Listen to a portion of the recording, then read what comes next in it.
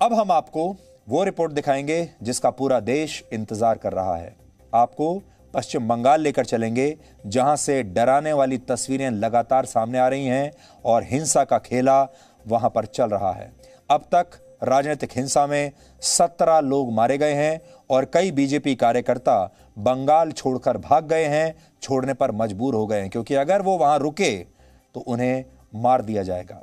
ये लोग असम और दूसरे आसपास के राज्यों में अब शरण लेने के लिए जा रहे हैं। पश्चिम बंगाल में बीजेपी कार्यकर्ताओं और चुनाव में पार्टी को वोट देने वाले मतदाताओं में कितनी दहशत है, इसे आप इस वीडियो से समझिए।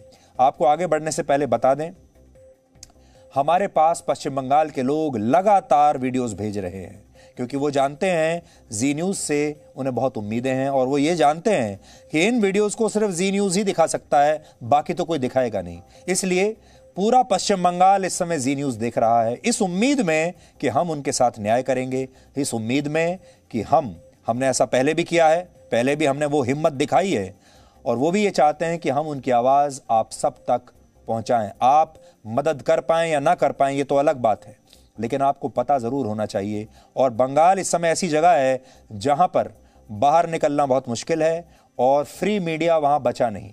मीडिया के जो रिपोर्टर्स हैं वो अभी उन जगहों पर जा ही नहीं सकते, क्योंकि वहां जाने में जान का खतरा है। इसलिए आज हम आपको देश की पहली ग्राउंड रिपोर्ट दिखाएंगे, जो हमारी रिपोर्टिंग टीम बहुत हिम्मत करके आपके लिए वहां से बनाकर लाई है।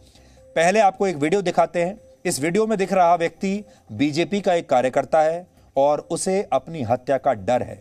आप इस व्यक्ति की बात सुनिए। यह जरूर बीजेपी का कार्यकर्ता है और इस बात को छुपा नहीं रहा है, यह है बीजेपी का कार्यकर्ता। लेकिन क्या यह गुनाह है? क्या हमारे देश में बीजेपी का कार्यकर्ता होने का मतलब यह है कि उसको संवैधानिक अधिकार नहीं है, वो अपनी मर्जी से वोट नहीं डाल सकता, अपनी मर्जी से किसी पार्टी का प्रचार नहीं कर सकता? अब ये वीडियो देखिए। सर जी, हम लोग को बचाइए सर जी, हम लोग को मार दे रहा है, सबका घर लूट कर रहा है, सबका घर में आग लगा दे रहा है, बीवी बाल बच्चे सब खत्म हो जा रहे हैं। सर जी, आप लोग हम लोग को बचाइए, हम लोग मर जाएंगे सर जी, सब कुछ खत्म कर दे रहा है। ऐसे कैसे होगा? बंगाल में हमारा जो डायमंड हार्बर है ना सर जी, वो अभिषेक बनर्जी का कॉन्स्टिट्यूएंसी है। यहाँ पर सबका घर आग लगा दे रहा है, सबका घर, कोई घर नहीं छोड़ रहा है, सबका घर पे आग लगा दे रहा है। मैं एक राज्य का लीडर हूँ, भाजपा का एससी मोर्चा का मैं राज्य का सेक्रेटरी हूँ। मेरा घर भी नहीं छोड़ा, मेरा घर में सब कुछ लूट हो गया, सब तोड़ फाड़ हो गया, सब आग लगा दिया। सिर्फ मेरा नहीं, हमारा पार्टी का कार्यकर्ता का कम से कम 300 से 400 कार्यकर्ता का घर लूट आग लगा दिया गया। सर जी, आप लोग हम लोग को बचाइए सर जी, हम लोग नहीं तो मर जाएंगे सर जी, हम लोग मर जाएंगे। मैं आज 3 दिन से सर जी भूखा ना खाए हुए भागे भागे फिर रहा हूँ, ना हमारे पास कुछ खाने का है ना रहने का है। हम लोग क्या करेंगे? हम लोग को कुछ समझ में नहीं आ रहा सर जी, आप लोग हम लोग को बचाइए, हम लोग को बचाइए सर जी, प्लीज हम लोग को बचाइए। हमारा फैमिली बहुत बुरी हालत में है।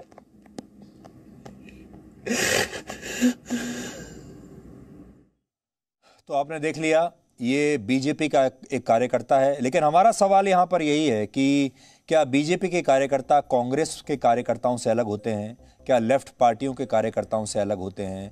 क्या टीएमसी के कार्यकर्ताओं से ये लोग अलग होते हैं? क्या दूसरी राजनीतिक दलों के कार्यकर्ताओं से इनके अधिकार अलग होते हैं? क्या ये इस देश के नागरिक नहीं हैं? क्या भारत का संविधान इन पर लागू नहीं होता? क्या फ्रीडम ऑफ स्पीच इन पर लागू नहीं होता? क्या ये अपनी मर्जी से किसी भी पार्टी का चुनाव प्रचार करने की आज़ादी नहीं रखते? क्या ये अपनी मर्जी से चुनाव में किसी भी पार्टी को वोट देने का अधिकार नहीं रखते?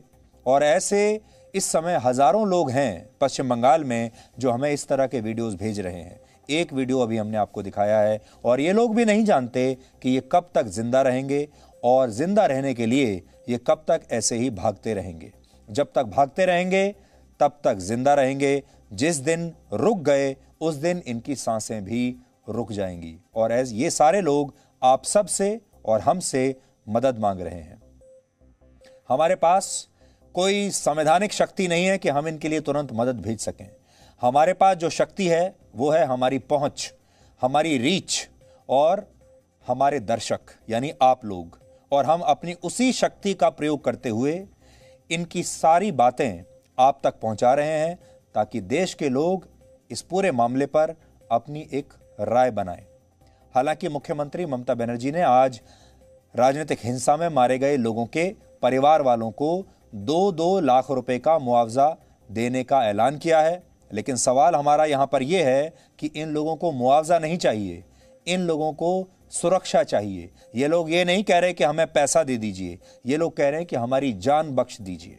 क्योंकि जिस तरह से पश्चिम बंगाल में खूनी खेला चल रहा है उससे लगता है कि बंगाल अब बदलापुर बन चुका है।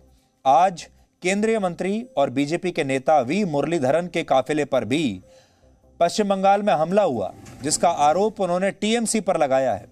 पश्चिमी मिदनापुर में टीएमसी के कार्यकर्ताओं ने उनकी गाड़ी पर लाठी डंडों से हमला किया और पत्थरबाजी की। इन तस्वीरों को देखकर ही आप समझ सकते हैं कि हमला कितना खतरनाक रहा होगा। अच्छी बात यह रही कि केंद्रीय मंत्री वी मुरलीधरन इस हमले में बाल बाल बच गए और फिर किसी तरह से अपनी जान बचाकर वहां से निकल आए।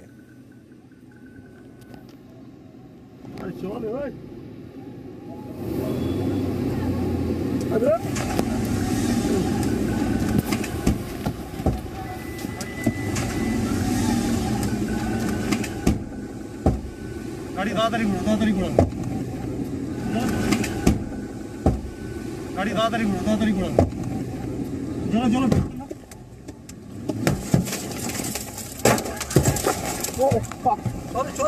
चलो चलो।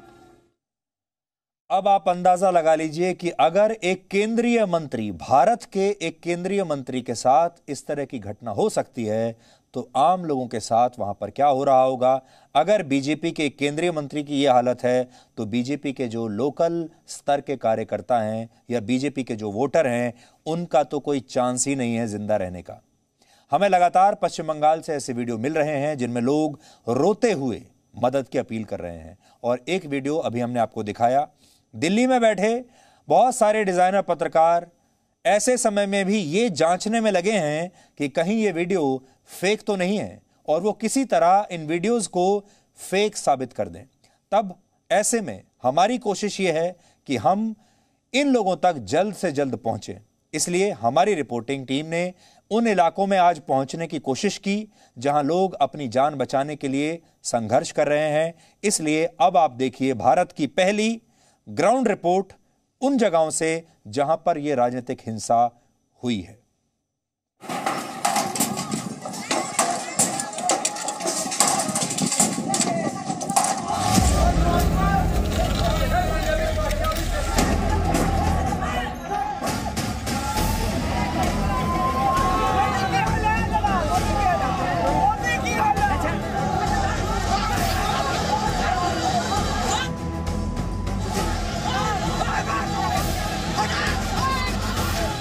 पश्चिम बंगाल में टीएमसी की जीत उसके हुड़दंगियों के लिए खुला लाइसेंस था।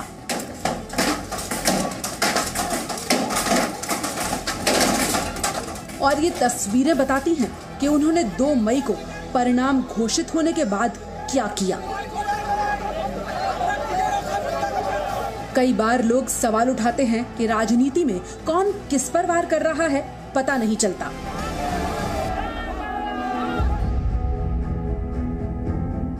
लेकिन क्या ऐसे लोग मातम में गमगीन होकर सफेद लिबास में खड़े इस परिवार का दर्द समझ पाएंगे?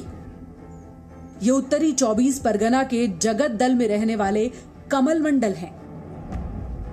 इनकी माताजी की मौत हो गई है। 2 मई को टीएमसी कार्यकर्ताओं ने उनके साथ मारपीट की थी उनकी गलती सिर्फ इतनी थी कि वो बीजेपी कार्यकर्ता की मां थी। हम बीजेपी पार्टी करता है, भारतीय जनता पार्टी। हमें 171 पार्ट का बूथ प्रेसिडेंट है, यही हमारा कसूर है। और टीएमसी वाला कुछ लोग आके मारा है। इलेक्शन का रिजल्ट निकालने के बाद ही हुआ है। 7:30 बजे कुछ लोग आगे बड़का ईटा हमारा दरवाजा पे मार रहा है। तो हमारे बीवी बोल रहा है, मतलब हमारा वाइफ बोल रहा है तो कौन है, फिर और मार रहा है। और हमारा सीसी कैमरा लगा हुआ है चारिदिक में, मोबाइल में भी सेट करा हुआ है, देख रहे ईटा लेके मार रहा है। जो दरवाजा है वो फोड़ के निकल गया ईटा। तब हमारा बीवी बोला तुम लोग ऐसे कैसे झंझट कर रहे हैं, तो इसे बांस लेके ऐसे मार रहा था।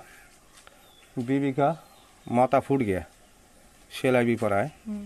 तो खून देखकर हम बाहर निकला। पश्चिम बंगाल में राजनीतिक हिंसा को सच न मानने वालों के लिए ये रिपोर्ट आंखें खोल देने वाली है।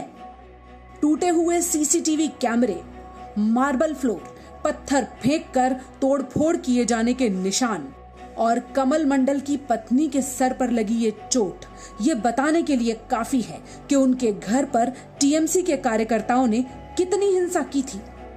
शाम के वक्त वो अंदर थी, दरवाजा तोड़कर अंदर दाखिल हुए।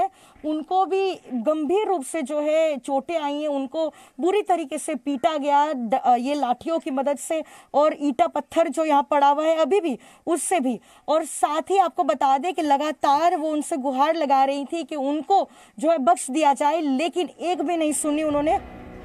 कमल मंडल के घर के अंदर घुसकर सीसीटीवी तोड़े गए, लाठी डंडों से उनके भाई, उनकी पत्नी और उनकी मां पर वार किए गए।